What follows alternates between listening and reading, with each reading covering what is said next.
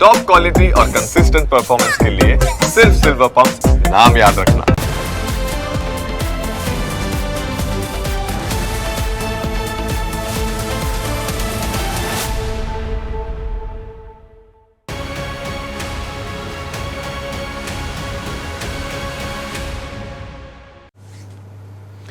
રાજ્યમાં દરરોજ ક્યાંક ને ક્યાંક કૌભાંડ પકડાતા હોય છે। કૌભાંડીઓ રૂપિયા માટે કેવી કેવી તરકીબો અપનાવતા હોય છે તેને દર્શાવતા કિસ્સા નવસારી અને પાટણમાં જોવા મળ્યા। સૌથી પહેલાં અમે તમને નવસારીના બનાવની વાત કરીએ। નવસારીમાં ગોલ્ડ લોનના નામે લાખો રૂપિયાની છેતરપિંડી થઈ છે, જેમાં 4 આરોપીઓએ નકલી સોના ઉપર લોન લઈને બેંકને ચૂનો ચોપડવાનું કામ કર્યું।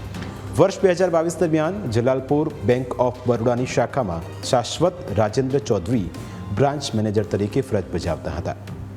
આ દરમિયાન ઓક્ટોબરથી ડિસેમ્બર 2022 વચ્ચે બેંકમાં ગોલ્ડ લોન લેવા માટે 4 લોકો આવ્યા, જેમાં રાજેશ ગોવિંદ પરમાર, સુરેશ કવલધારી યાદવ, મૌલિક ઠાકોર ટંડેલ અને રામસિંહ નિર્મલનો સમાવેશ થાય છે।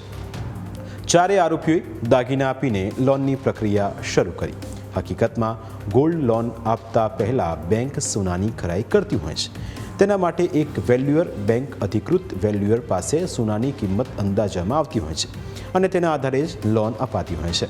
આ કિસ્સામાં પણ બેંક અધિકૃત જીતેન્દ્ર કોરાટ નામના ગોલ્ડ વેલ્યુઅર પાસે દાગીનાની ખરાઈ કરાઈ, જેમાં તેણે તમામ દાગીના સાચા હોવાનું ખોટું પ્રમાણપત્ર આપ્યું, જેના આધારે તત્કાલીન બેંક મેનેજરે 535 ગ્રામ વજનના દાગીના પર 18.49 લાખની ગોલ્ડ લોન મંજૂર કરી આપી।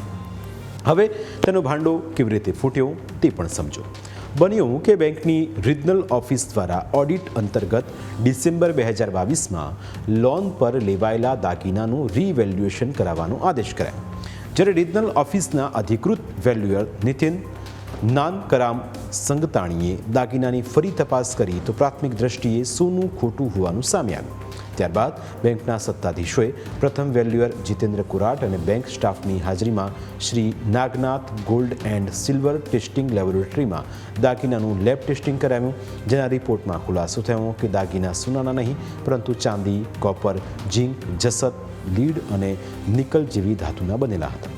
દાગીના ઉપર આરોપીઓએ સોનાનું પાણી ચડાવીને 22 કેરેટનો હોલમાર્ક માર્યો હતો, જેને પગલે છેતરપિંડીનો અહેસાસ થતાં જ તત્કાલીન મેનેજરે ચારેય લોન ધારકો અને વેલ્યુઅરને અવારનવાર નોટિસ ફટકારી લોનની રકમ ભરપાઈ કરવા જણાવ્યું। જોકે આરોપી રાજેશ પરમારે માત્ર 2 લાખ બેંકમાં જમા કરાવ્યા, જ્યારે બાકીના આરોપીઓએ એક પણ રૂપિયો ભરપાઈ કર્યો નથી। તેવામાં હાલ વ્યાજ સાથે આ રકમ 21 લાખથી વધુ થઈ ગઈ છે। ઘટનાને લઈ વર્તમાન બેંક મેનેજરે આરોપીઓ સામે ફરિયાદ નોંધાવતા પોલીસે તમામની ધરપકડ કરી છે। ભાઈ ધનજીભાઈ કોરાટ નાઓ પાસેથી ખોટા દાગીના હોવા છતાં તેનો સાચા હોવા અંગેનું પ્રમાણપત્ર એમની પાસેથી મેળવીને એને સાચા તરીકે ઉપયોગ કરીને આ જે દાગીના છે એ બેંકમાં મૂકીને લોન લીધેલી છે। આ પ્રમાણે બેંક સાથે ઠગાઈ કરેલી અને જે ખોટા પ્રમાણપત્ર બનાવેલા તેના આધારે આ તમામ આરોપીઓ પર ગુનો દાખલ કરવામાં આવેલ હતી અને આ જે તમામ આરોપીઓ છે તમામની ધરપકડ કરવામાં આવી છે અને જેની આગળની તપાસ police inspector Shri LG Rathod Jalalpur police station નાઓ હાલ કરી રહેલ છે। તો બીજી તરફ ભાવનગરમાં જૂનું અને જાણીતું સદાબહાર કૌભાંડ સામે આવ્યું। અહીં બાપા સીતારામ ક્રેડિટ કોઓપરેટિવ સોસાયટીનો સંચાલક 35 કરોડ રૂપિયાનું ફૂલેકું ફેરવીને રફુચક્કર થઈ ગયો। તેણે પોતાની નીચે 120થી વધુ એજન્ટ રોકી રાખ્યા। આ એજન્ટો લોકોને દર મહિને 1000 રૂપિયા ભરવાનું કહેતા અને ડ્રો લાગે એટલે 31,000 રૂપિયા પાછા મળે, ત્યારબાદ કોઈ રકમ ભરવાની નહીં। આ વાત એજન્ટોએ ભાવનગરમાં 4000થી વધુ લોકો સુધી પહોંચાડી। લોકોએ ધડાધડ રોકાણ કરવાનું ચાલુ કર્યું। રોકાણ કરનારા મોટા ભાગના સામાન્ય પરિવારના હતા। આ રીતે 35થી 40 કરોડ રૂપિયા એકઠા થતાં ક્રેડિટ કોઓપરેટિવ સોસાયટીનો ડાયરેક્ટર નરેશ શાહ રૂપિયા લઈને રફુચક્કર થઈ ગયો। પહેલાં આ ક્રેડિટ સોસાયટી બીજેપીના પૂર્વ કોર્પોરેટર રાજુ પંડ્યાના ભાઈ અનિલ પંડ્યા ચલાવતો હતો, પરંતુ તેનું અવસાન થયા બાદ તેનું હેન્ડલિંગ નરેશ શાહે લઈ લીધું। હવે નરેશ શાહ ફરાર થઈ જતા લોકો તેના ઘરે પહોંચ્યા, પણ તેના ઘરે ખંભાતી તાળા જોવા મળતા એજન્ટોમાં ભારે રોષ વ્યાપ્યો છે। એજન્ટોને જુદી જુદી રકમના ચેક પણ અપાયા, પરંતુ હવે આ ચેક કોઈ કામના નથી રહ્યા। રોકાણકારો એજન્ટો પાસે રૂપિયા માગી રહ્યા છે, જેના કારણે એજન્ટોને રાતા પાણીએ રોવાનો વારો આવ્યો છે। ગ્રુપમાં એ રીતના હતું, દર મહિને 1000 રૂપિયા ભરવાના હતા દર મહિને ડ્રો થતો હતો. જો તમારું નામ નીકળી જાય તો તમને 31,000 રૂપિયા આપે અને તમારે ત્યાંથી હપ્તા નહીં ભરવાના. એવા 1-2 જણાને અમારામાં લાગ્યા એટલે અમારામાં વધારે જોડાતા ગયા સભ્યો. દર મહિને ડ્રો થતો અને ટાઈમે પૈસા મળતા હતા. છેલ્લા 4 વર્ષથી એને પૈસા આપવાનું બંધ કરી દીધું છે.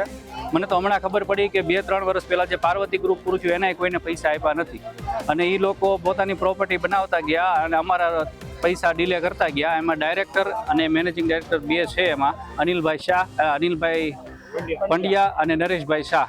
40 થી 50 કરોડનું કૌભાંડ કરેલું છે એને અને બધાના અમે ડીએસપી કમ્પ્લેન કરેલી છે, એસપી સાહેબ બધા પાસે કમ્પ્લેન કરી, ગાંધીનગર સુધી જઈ આવ્યા છે. બરાબર, છતાં અત્યારે કે રિઝલ્ટ નથી આવતું ને છતાં હજી આગળ શું થશે કાંઈ ખબર નથી અમને. આ લોકો એવા ફ્રોડ કર્યું ને અત્યારે લગી અમને 25,000ની સહાય આપી દીધી. એમ કરી 2 મહિના એને ખેંચી લીધા. 2 મહિના ખેંચી લીધા, વાત તે પૂરી એની. અત્યારે એને જવાનો મોજિંગ આવી ગયો. અમે ઓચિંતા મીટિંગ રાખી દીધી, વૈયા ગયા. અત્યારે તો એમ કરી 2 મહિના મારી પાસે ખેંચાઈ લીધા. 2 મહિના અત્યારે વૈયા ગયા. અત્યારે ભાવનગર આપણા ઇન્ડિયામાં જ છે. કાળાવાળા ઇન્ડિયાની બહાર વૈયા જાય તો આ કોણ પકડી શકશે? તમે અમને કહો. હાલો. બીજી તરફ પાટણમાં પણ સિક્યુરિટી કૌભાંડ પકડાયું. આ કૌભાંડનો ભોગ કોઈ સામાન્ય જનતા નહીં પણ ખુદ સરકારી કચેરી જ બની, જેની હકીકત સાંભળીને તમે પણ માથું ખંજવાળતા રહી જશો. વાત છે પાટણ જિલ્લા પંચાયતની બાંધકામ શાખાની, જ્યાં આઉટસોર્સિંગથી સિક્યુરિટી ગાર્ડ પૂરા પાડવાનો કોન્ટ્રાક્ટ રાખનાર એજન્સીએ મોટી ગોલમાલ કરી. બાંધકામ શાખામાં ફરજ બજાવતા સિનિયર ક્લાર્ક પ્રવીણ દેસાઈએ નોંધાવેલી ફરિયાદ પ્રમાણે વર્ષ 2025માં GEM પોર્ટલ મારફતે રાજકોટની રામ સિક્યુરિટી એજન્સીને 9 ગાર્ડ પૂરા પાડવાનો કોન્ટ્રાક્ટ આપવામાં આવ્યો હતો. આ કોન્ટ્રાક્ટની શરત મુજબ સિક્યુરિટી એજન્સીના સંચાલક કેયુર રસિકલાલ અનડકટે 91,000 રૂપિયાની સિક્યુરિટી ડિપોઝિટ ભરવાની હતી, જે તેણે ભરી ન હતી. જાન્યુઆરી 2026થી માર્ચ 2026 દરમિયાન એજન્સીએ કુલ 9 ચોકીદારોના બિલો રજૂ કર્યા.